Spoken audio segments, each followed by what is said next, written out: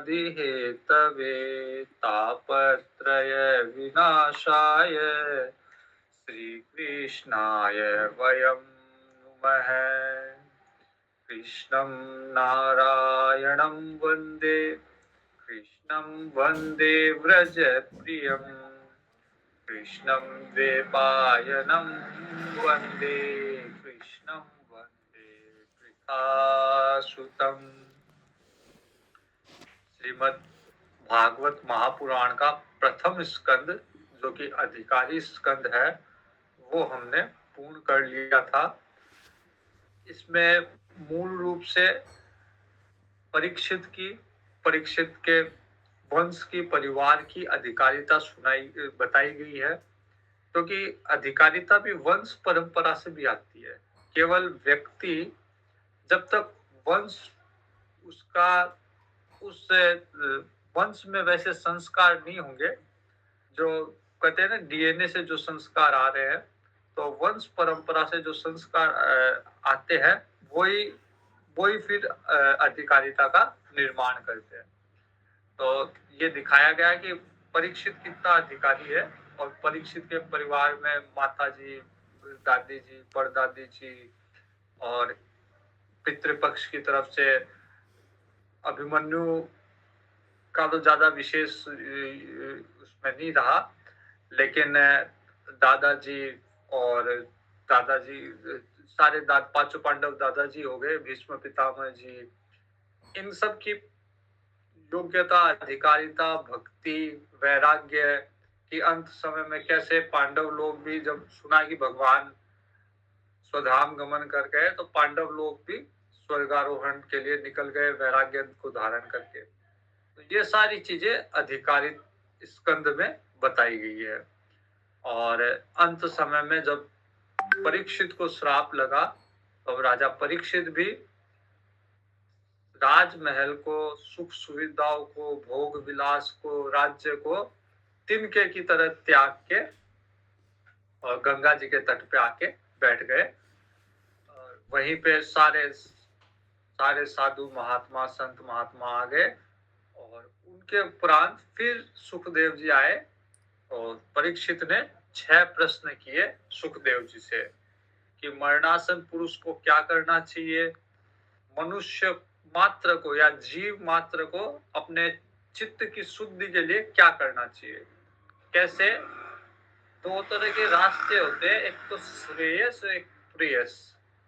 प्रेयस तो जो प्रिय लगे उसको प्रेयस कहते हैं, कि जैसे मेरे को कुछ खाना अच्छा लगता है, खेलना अच्छा लगता है, भोग अच्छे लगते हैं, अच्छे अच्छे घर में रहना अच्छा लगता है, तो ये सब प्रेयस है। और श्रेयस कि अच्छा लगे ना लगे लेकिन मेरे कल्याणकारी है।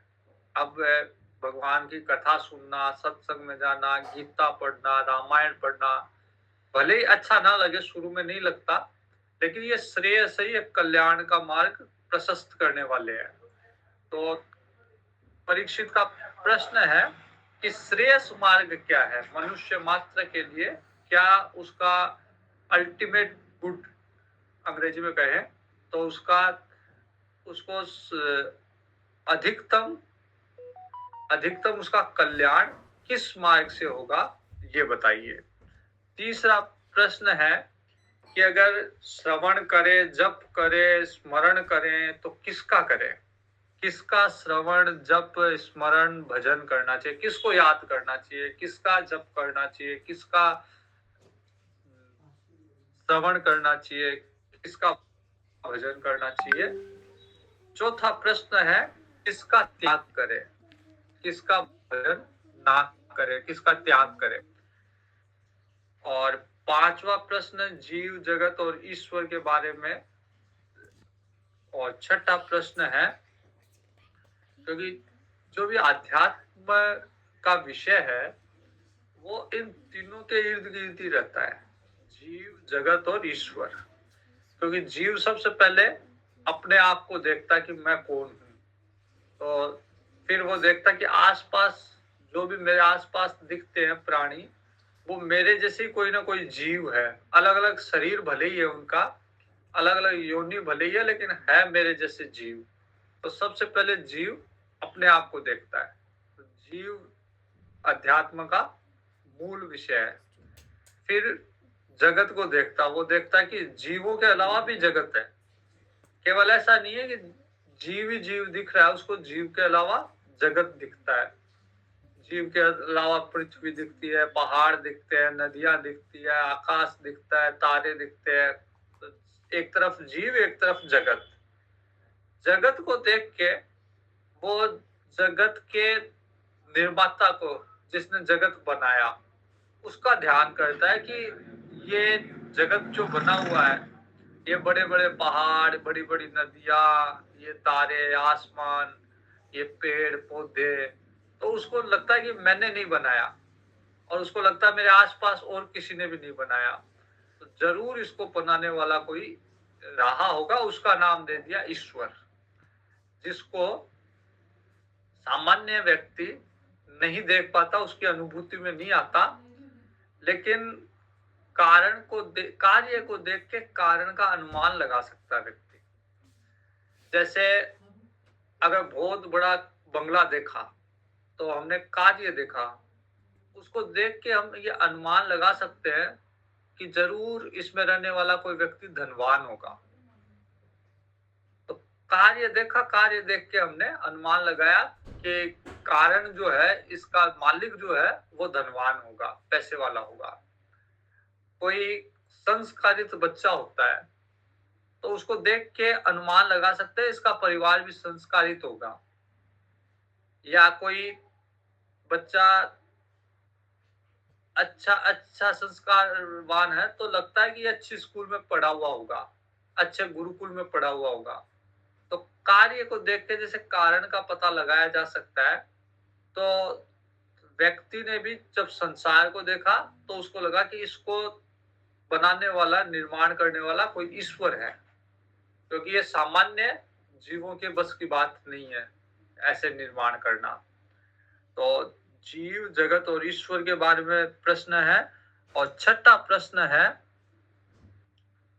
भगवान, क्या वो ईश्वर, वो भगवान अवतार लेके आता है क्या? जो जिस ईश्वर की कल्पना की कि इस जगत को बनाने वाला एक ईश्वर होगा, तो वो ईश्वर केवल अपने लोक में, वैकुंठ लोक में, साकेत लोक में, ब्रह्म लोक में वहीं रहता है, या कभी पृथ्वी में भी आता है, कभी हमारे साथ भी, बाकी जीवों के साथ भी आता है क्या? उसका अवतार होता है क्या? और अवतार इसलिए परीक्षित करते हैं कि भगवान के अवतारों की कथा सुनाइए, और विशेषकर कृष्ण अवतार की, क्योंकि पहले आया था कि और तो सब भगवान के कला अवतार, अंश अवतार है, कृष्ण पूर्ण अवतार है। तो कृष्ण, इसलिए विशेष रूप से कृष्ण की कथा बताइए, कृष्णमस्तु स्वयं भगवान। तो ये सारे प्रश्न है। अब द्वितीय स्कंद जो है वो साधना स्कंद है, कि किस तरह से मन को शुद्ध किया जा सकता है, किस तरह से मन को साधा जा सकता है, मन को साध के ईश्वर में लगाया जा सकता है, भगवान में लगाया जा सकता है। तो इसके लिए ध्यान की विधि बताई गई है, और भगवान के विराट स्वरूप का वर्णन किया गया है कि भगवान का विराट स्वरूप कैसा है। योग सूत्र में हमने पढ़ा था कि ध्यान के पहले धारणा, ध्यान, समाधि।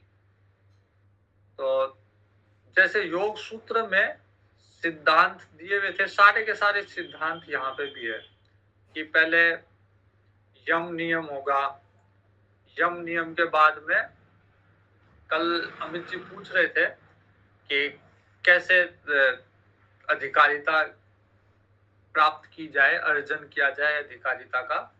तो योग सूत्र में हमने पढ़ा कि पहले यम नियम का पालन करना है, यम नियम, फिर आसन, एक स्थान पे बैठने का अभ्यास करना, दीर्घ काल तक, लंबे समय तक एक जगह बैठने का अभ्यास करना, यम नियम, आसन, फिर प्राणायाम, सांस को जीतना। क्योंकि सांस से विचारों का और सांस का संबंध होता है। अगर सांस ज्यादा चलती है मतलब विचार भी ज्यादा आएंगे। तो सांस का नियमन करना, अनियमित सांस नहीं होनी चाहिए। प्राणायाम के द्वारा सांस को नियमित करना। तो यम, नियम, आसन, प्राणायाम, प्रत्याहार, बाहरी विषयों से अपने आप को निकालना। जब तक बाहरी विषयों में, संसार के विषयों में अगर अटकते रहोगे, भटकते रहोगे, मन वहां जाता रहेगा, तो फिर समय कहाँ मिलेगा भगवान में ध्यान लगाने का। और ध्यान एकदम से नहीं लगेगा, पहले धारणा करनी पड़ेगी, फिर ध्यान और फिर समाधि। तो यहाँ पे भी धारणा, ध्यान, समाधि और उसके पहले यम, नियम, प्राणायाम, प्रत्याहार सारे वैसे ही है। लेकिन वहां पे केवल ये सिद्धांत बताया था। अब यहाँ पे कि कैसे भगवान श्री कृष्ण पे समाधि की जाए, कैसे भगवान के विराट स्वरूप की समाधि की जाए, उसके पहले ध्यान धारणा, तो एप्लीकेबल कैसे वो ध्यान धारणा वो बताया हुआ है। किसका त्याग करें। आज जो कार्यक्रम था उसमें मैंने एक बात कही थी कि जैसे किसी को कोई प्रश्न पत्र दिया गया, अगर कोई परीक्षा में, किसी परीक्षा में, प्रतियोगी परीक्षा में एक प्रश्न पत्र दिया गया और उसमें ऊपर एक नोट था कि कृपया प्रश्न पत्र हल करने से पूर्व सारा प्रश्न पत्र पढ़े। फिर प्रश्न एक से लेकर 50 तक प्रश्न थे।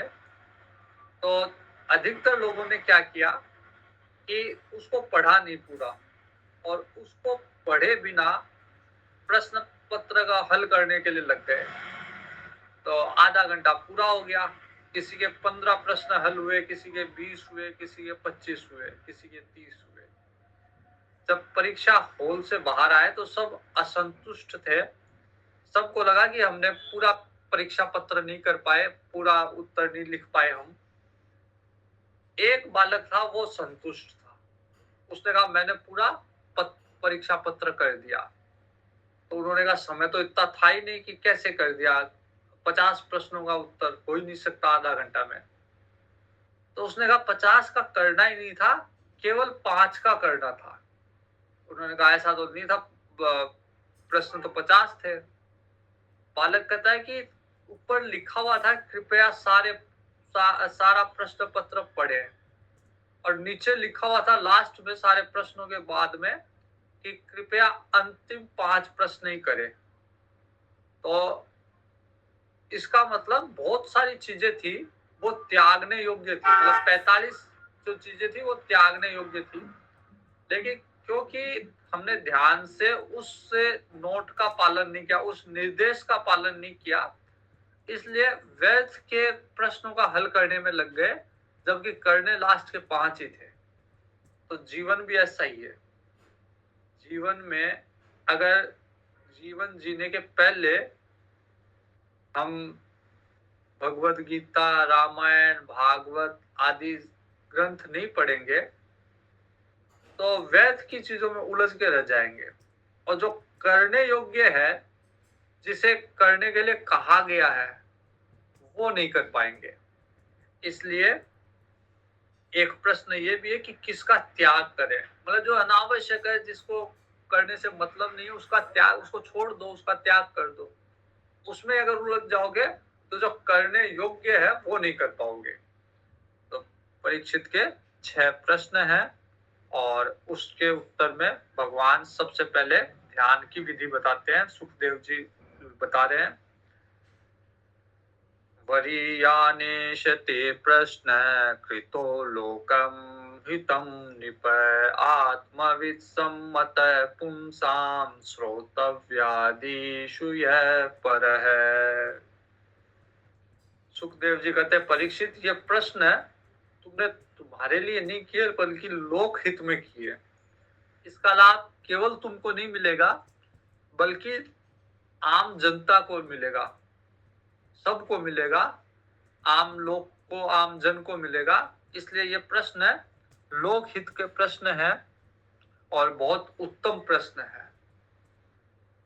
जब कोई उत्तम प्रश्न, अच्छे प्रश्न करता है तो जो व्याख्या करने वाला उसको भी अच्छा लगता है, जो आचार्य है, गुरु है, जो पढ़ा रहा है, उसको भी अच्छा लगता है कि सामने वाला इसका मतलब ध्यान से सुन रहा है या अच्छे प्रश्न कर रहा है, मतलब इसकी बुद्धि शुद्ध है।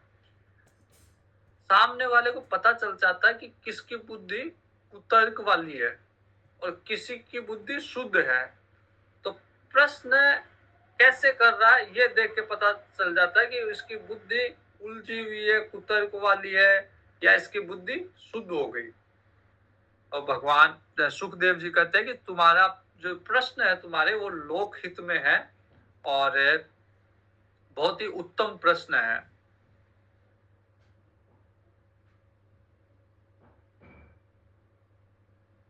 मनुष्य के लिए जितनी भी बातें कहने, सुनने, स्मरण करने योग्य है, उन सब में श्रेष्ठ है जो तुमने पूछी है। आत्मज्ञानी महापुरुष ऐसे प्रश्न का बड़ा आदर करते हैं। अगर कोई इस तरह के प्रश्न, जिज्ञासा, भगवान के संबंध में जिज्ञासा करता है तो महात्मा लोग भी उसका सम्मान करते हैं। गृहस्थ लोग घर के काम धंधों में इतने उलझे हुए रहते हैं कि अपने स्वरूप को, अपनी आत्मा को या भगवान को नहीं जानते। उनके लिए हजारों बातें सोचने को, सुनने को, देखने को मिलती रहती है उनको, वो उसी में व्यस्त रहते हैं। सांसारिक बातें उनको सारे दिन सुनने को मिलती है, देखने को मिलती है, उसी का स्मरण, उसी का चिंतन उनका चलता रहता है। उनकी सारी उम्र बीत जाती है रात को नींद में और सुबह धन की हाय हाय में या कुटुंबियों के भरण पोषण में। इसी में उनकी जिंदगी निकल जाती है, रात को सो के और सुबह धन के लिए लालसा करना या कुटुंबियों का भरण पोषण करना। आज जैसा जीवन स्तर है उसको और अच्छा बनाना, और अच्छा बनाना। आज अगर मोटरसाइकिल है, कल गाड़ी लाना, परसों उससे बड़ी गाड़ी लाना। बस इसी चीज में उनका जीवन निकल जाता है। संसार में जिन्हें अपना घनिष्ठ संबंधी मानते हैं, शरीर सबसे घनिष्ठ, सबसे प्रिय तो ये शरीर ही होता है। उसके बाद में पुत्र है, स्त्री है, जो भी घनिष्ठ है वो सब असत है। वो कभी भी हमेशा रहने वाले नहीं है। उनका कुछ समय के लिए होता है, फिर वियोग हो जाता है। शरीर का भी योग होता है, फिर वियोग हो जाता है। एक आयु के बाद, एक समय के बाद में, सबका अलग अलग समय है। उसके बाद में इस शरीर से ही जब वियोग हो जाएगा तो फिर शरीर के जितने भी संबंधी हमने मान लिए तो उन सब का वियोग होना ही है। तो व्यर्थ की बातों में, व्यर्थ की चिंताओं में, व्यर्थ के विषयों में, व्यर्थ के दृश्यों में समय पूरा हो जाता है। रात को सो के और दिन को व्यर्थ की चर्चाओं में, व्यर्थ के विषयों में समय पूरा कर देता है व्यक्ति।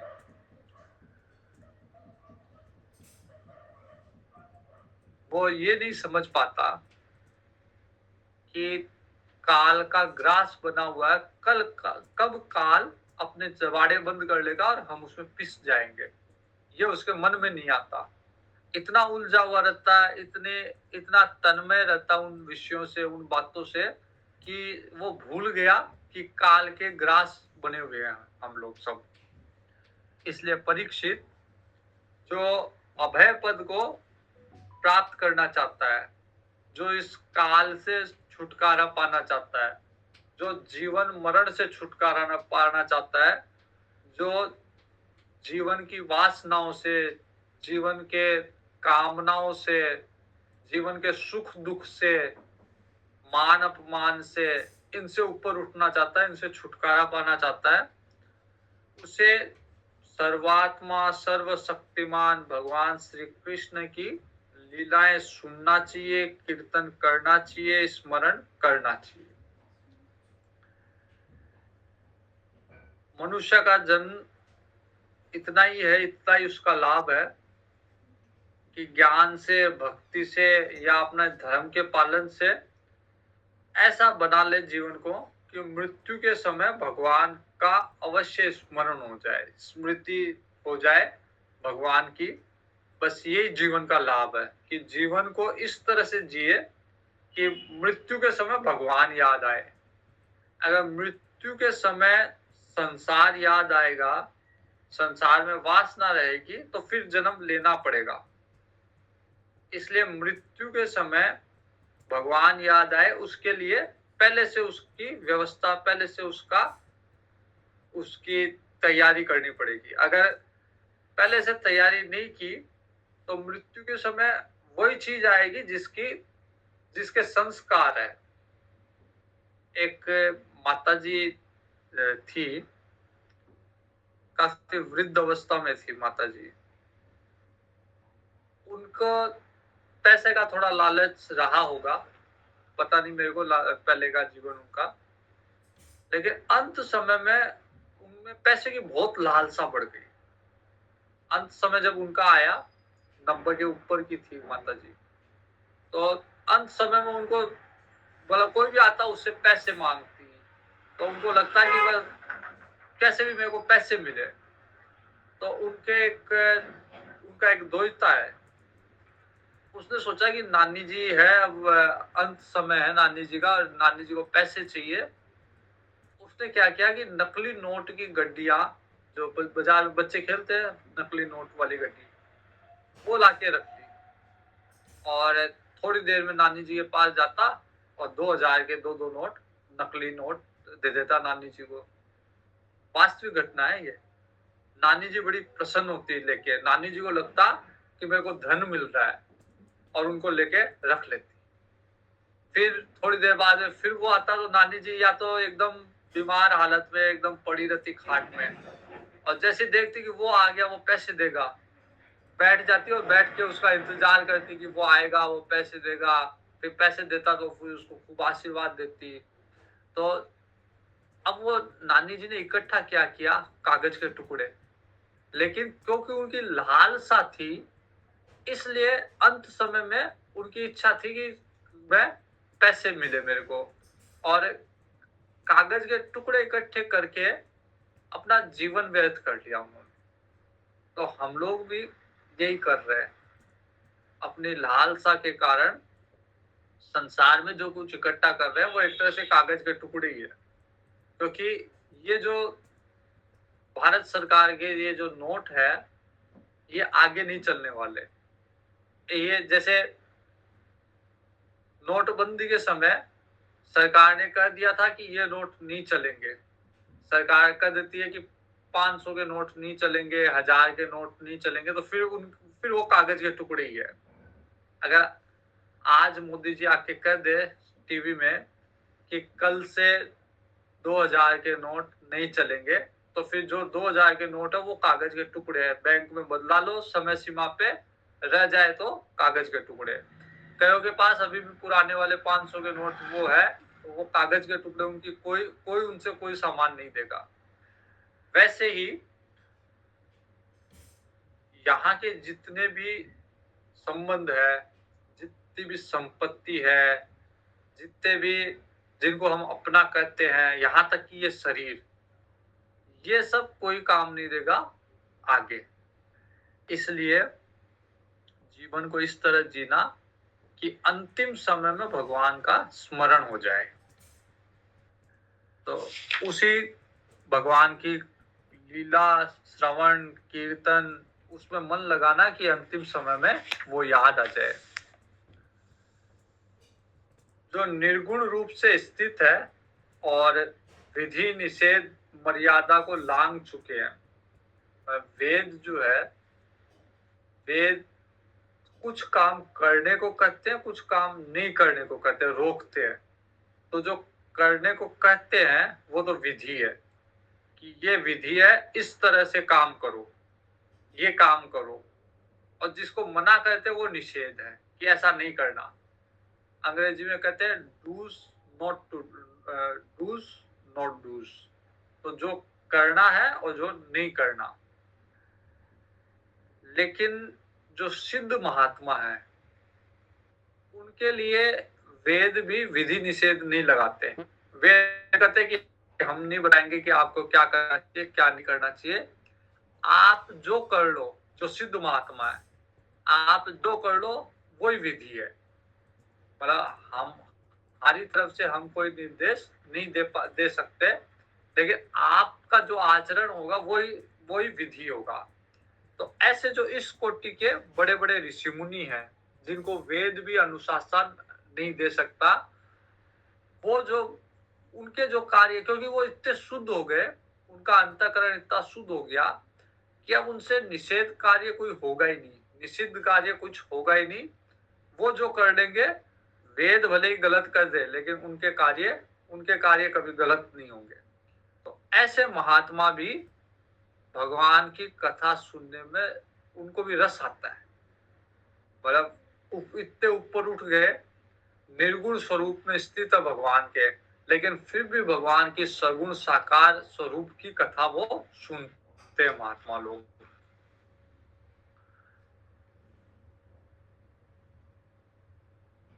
भगवान द्वापर के अंत काल में वेद तुल्य ही भागवत जो पुराण की वेद व्यास जी ने रचना की, सुखदेव जी कहते हैं कि मेरे पिताजी ने द्वापर के अंत समय में भागवत की रचना करके और मेरे को अध्ययन करवाया।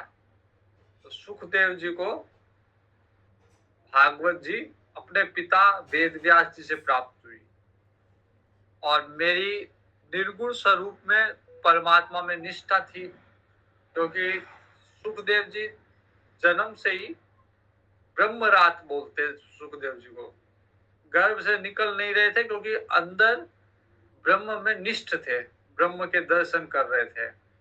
तो सुखदेव जी कहते हैं मेरी निर्गुण स्वरूप में, भगवान के निर्गुण स्वरूप में निष्ठा थी। मैं नहीं मानता था क्योंकि कोई स्वरूप भगवान का, कोई अवतार, राम अवतार, कृष्ण अवतार, बुद्ध अवतार, इनको मैं नहीं मानता। मैं बस एक निर्गुण भगवान को मानता था जिसका कोई नाम नहीं, जिसका कोई रूप नहीं। लेकिन जैसे मेरे को मेरे पिताजी ने भागवत पढ़ाई, भगवान कृष्ण की मधुर लीला बताई, तो बलात् जबरदस्ती मेरा मन, मेरा हृदय उस तरफ आकर्षित हो गया। जैसे आजकल वृंदावन में प्रेमानंद जी महाराज कई बार ये बात बोलते हैं कि मैं काशी में था और काशी में निर्गुण भगवान के निर्गुण स्वरूप की, शिव स्वरूप की का ध्यान मनन चिंतन करता था, उनकी उपासना करता था निर्गुण स्वरूप की।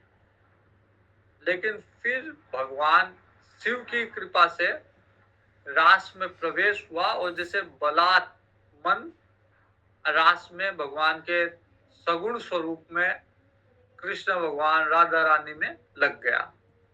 तो यहाँ पे भी सुखदेव जी कहते हैं कि बलात् मेरा मन, जबरदस्ती मेरा मन भगवान की सगुण लीलाओं में रमण करने लग गया भागवत सुनते ही। यही कारण है कि मैंने फिर इस पुराण का अध्ययन किया, क्योंकि मेरा मन बलात् जबरदस्ती मेरा मन आकर्षित हो गया भगवान की लीला कथाओं में। तो फिर मैंने भागवत का अध्ययन किया। और तुम क्योंकि भगवान के भक्त हो, इसलिए मैं ये कथा तुमको सुना रहा हूँ, हर किसी को नहीं सुनाता। महात्म्य में हमने देखा था कि जब सुखदेव जी सुनाने को तैयार हुए, उस समय देवता आए थे अमृत कलश लेके। देवता कहते हैं कि ये अमृत कलश परीक्षित को पिला दीजिए। परीक्षित को क्या चाहिए? परीक्षित को तक्षक आएगा, वो डसेगा। तो इस परीक्षित को अपना तक्षक से अपना जीवन बचाना है, तो इसको अमृत पिला दीजिए, ताकि अगर तक्षक डस भी ले तो ये मरे नहीं, लेकिन ये कथा अमृत हमें दे दीजिए। लेकिन सुखदेव जी जानते थे कि ये जो स्वर्ग वाला अमृत है, वो अमृत केवल केवल परीक्षित के शरीर को सुरक्षित कर सकता है, उसके सूक्ष्म शरीर को सुरक्षित नहीं कर सकता। उसके मन को, उसकी बुद्धि को, इनको सुरक्षित नहीं रख सकता। जबकि कथा रूपी जो अमृत है वो मन, बुद्धि, आत्मा सबको शुद्ध कर देगा, सबको अमर कर देगा। तो इसलिए सुखदेव जी ने कहा कि आपके इस अमृत की तुलना कथा अमृत से ऐसे ही नहीं हो सकती जैसे कि कांच के टुकड़े की तुलना हीरे से नहीं हो सकती। तो आपका ये जो अमृत है, स्वर्ग वाला अमृत, ये कांच के टुकड़े हैं, और कथा रूपी अमृत है, ये हीरा है। तो कैसे मैं कांच का टुकड़ा लेके अपना हीरा दे दूं? स्वर्ग को भी तुलसीदास जी ने कहा है, स्वर्ग स्वल्प अंत दुखदाई, कि स्वर्ग भी जो है स्वल्प, थोड़ी टेम के लिए है। तो जब स्वर्ग भी स्वल्प है तो वहां का अमृत भी स्वल्प है। हमारी दृष्टि से हम बोलते कि अमर हो गया, लेकिन जब कल्प का नाश होगा तो स्वर्ग का नाश होगा, तो फिर उसका भी नाश हो जाएगा। हाँ, एक कल्प के लिए अमर हो गया, लेकिन जिसने कथा रूपी अमृत पी लिया वो तो भगवान में लीन ही हो गया, उसका तो अब अलग से अस्तित्व ही नहीं है।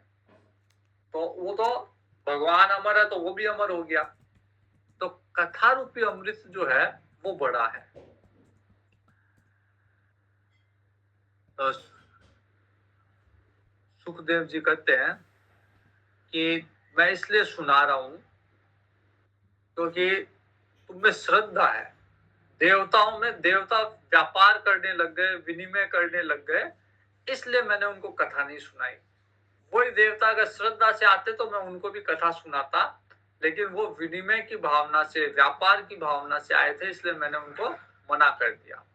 लेकिन परीक्षित, तुम में श्रद्धा है, तुम राजमहल को छोड़ के और गंगा जी के तट पे आके बैठे हो, अपने अंत समय के धर्म को जानने के लिए कि अंत समय में जिसकी मृत्यु निकट हो उसको क्या करना चाहिए, इसलिए मैं तुमको ये भागवत कथा सुनाऊंगा।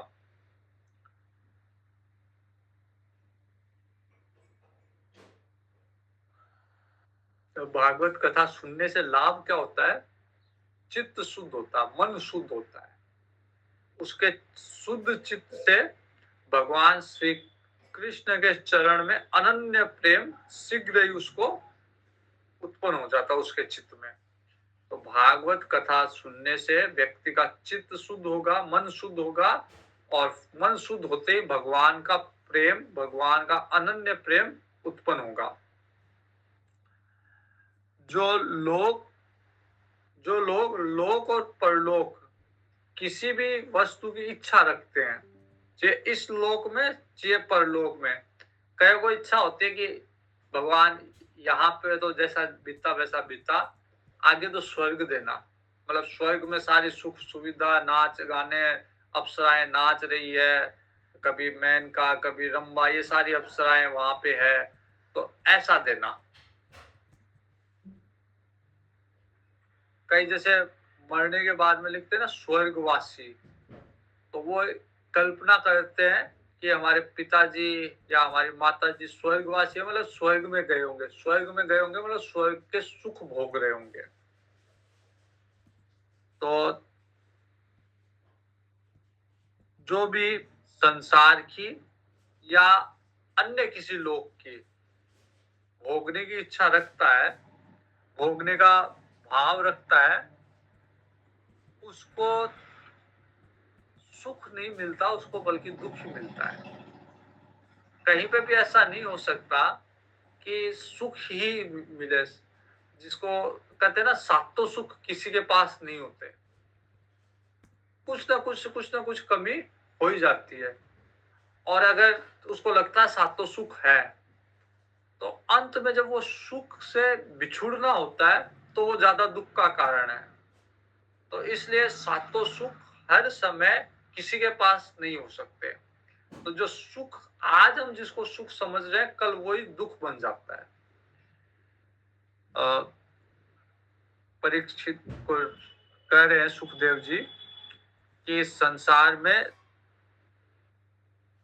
दुख का अनुभव करके जिसने ये समझ लिया कि ये सुख सुविधा, ये भोग इस लोक का हो चाहे परलोक का हो चाहे स्वर्ग का हो, ये सुख सुविधा, ये भोग अंत में दुख देने वाले हैं, ये जिसका निर्णय हो गया, ये जिसने समझ लिया, वो विरक्त हो गया और विरक्त होके निर्भय मोक्ष पद को प्राप्त करना चाहता है। अब उसके समझ में आ गया भाई संसार में तो सार नहीं है, अन्य लोकों में भी सार नहीं है, स्वर्ग में भी सार नहीं है। अब वो विरक्त हो गया और मुक्त होना चाहता है। ऐसा अगर कोई जीव है जो मोक्ष पद को प्राप्त करना चाहता है, तो उन साधकों के लिए योग संपन्न सिद्ध ज्ञान योगी का यही निर्णय है, सारे शास्त्रों का यही निर्णय है कि ऐसे मोक्ष की कामना वाले साधक के लिए भगवान के चरणों में उसकी प्रीति हो। अगर भगवान के चरणों में प्रीति होगी तो उसको मोक्ष पद से ऊपर उठ के भगवान का धाम प्राप्त होगा।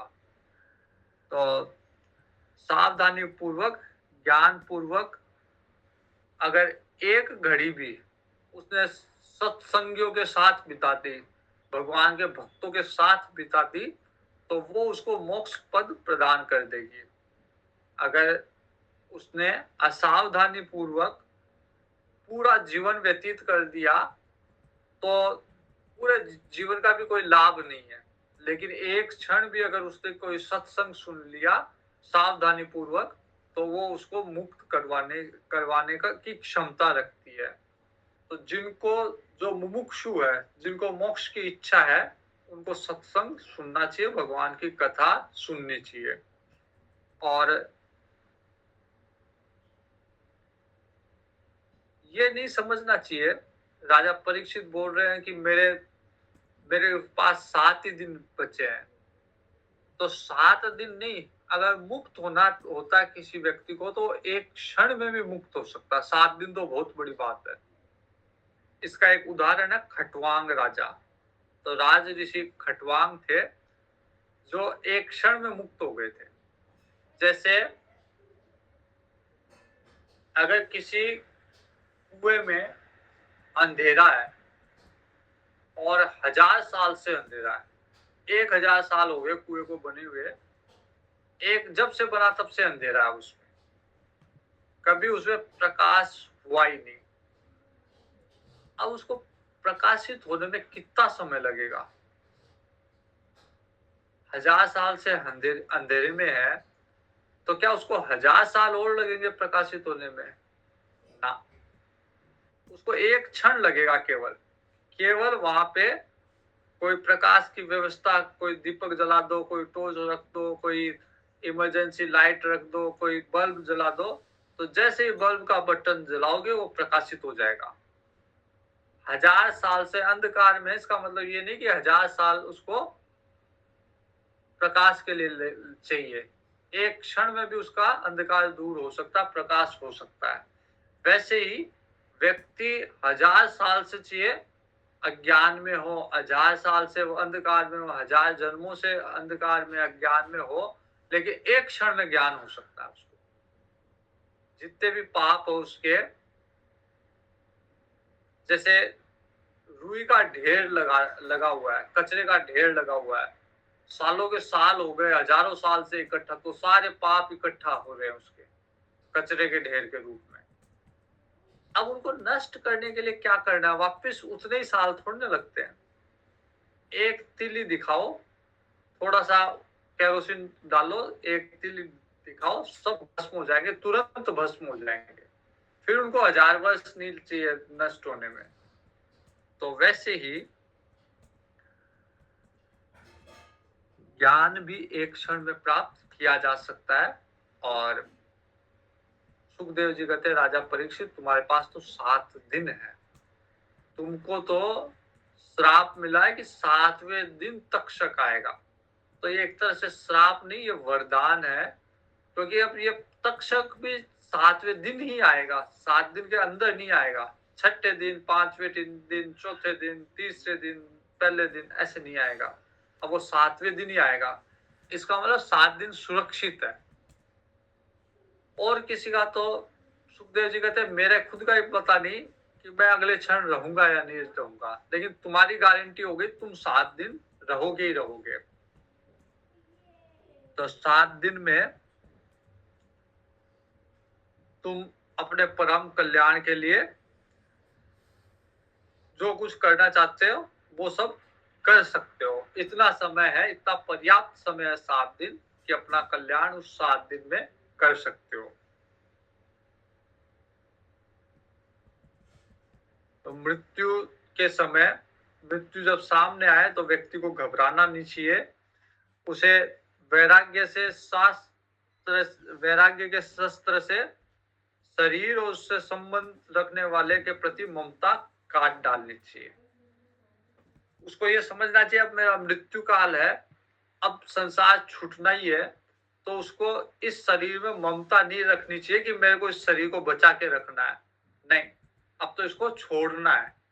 तो इस शरीर से अगर लगाव रहेगा तो उसका न तो यहाँ कल्याण न आगे कल्याण, क्योंकि जैसी वासना रह जाएगी, जैसे शरीर में ममता रह जाएगी, तो उसको और दूसरा शरीर लेना पड़ेगा।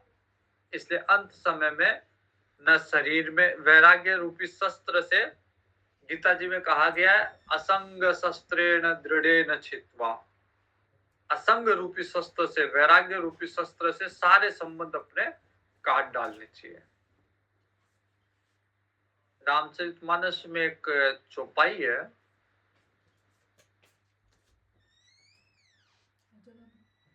सबकी ममता ताग बटोरी, मम मम पद मम पग मन ही बांध बड़ डोरी।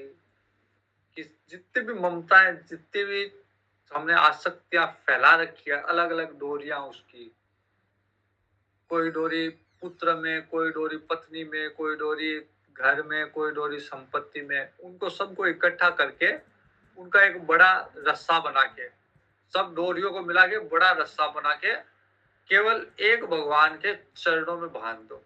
भगवान के चरणों में मन रूपी डोरी को एक मोटा जेवड़ा बना के भगवान के चरणों में बांध दो। इस मन रूपी डोरी का अलग अलग जगह फैलाने की जरूरत नहीं है।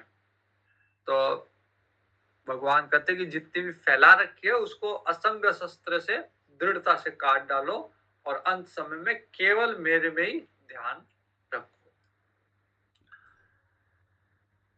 घर से निकल के पवित्र तीर्थ स्थल पे जाके वहां स्नान करके अगर किसी को पता चल जाए कि मेरी मृत्यु है तो उसको फिर घर का त्याग कर देना चाहिए, तीर्थ स्थल का सेवन करना चाहिए। आज भी ऐसी परंपरा है कई जगह कि जब उनको लगता है कि कोई वृद्ध व्यक्ति अब मरने वाला है तो आसपास के एरिया से, जैसे हरियाणा, पंजाब, दिल्ली या दूर से भी कोई लाते होंगे, वो गंगा जी के दर्शन करवाने के लिए लाते हैं। गाड़ी करके लाओ, कैसे भी लाओ, गंगा जी के दर्शन करवाने के लिए, जब अंतिम समय में कोई वृद्ध व्यक्ति रहता है और उनकी इच्छा यही रहती है कि गंगा जी के तट पे ये प्राण त्याग दे। बहुत बार ऐसा होता है कि वो लाते हैं लेकिन 1-2 दिन इंतजार भी करते हैं लेकिन प्राण नहीं त्यागते, वो वापस ले जाते हैं। लेकिन भाव यही है कि अंत समय में भगवान का स्मरण करते हुए किसी तीर्थ स्थल पे, और बहुत सारे लोग जैसे काशी में आते हैं, मुमुक्षु लोग जो अंत समय काशी में व्यतीत करना चाहते हैं, तो वो उन प्रण ले लेते हैं कि वो हम काशी में ही मरेंगे, फिर वो बाहर नहीं जाते। तो भगवान कहते हैं कि अंत समय में घर से निकल के मतलब घर से ममता छोड़ के, घर से आसक्ति छोड़ के, और तीर्थ स्थल पे, पवित्र स्थान पे एकांतवास में विधि पूर्वक आसन लगा के बैठ जाना चाहिए और प्रणव का जप करते करते, भगवान के स्वरूप का चिंतन करते करते शरीर को त्यागना चाहिए। तो आगे का कल देखेंगे। ओम पूर्णमद पूर्णमिदं पूर्णात् पूर्णमुदच्यते पूर्णस्य पूर्णमादाय पूर्णमेवावशिष्यते। ओम शांति शांति शांति। हरि ओम श्री गुरुभ्यो नमः। हरि ओम हरि ओम।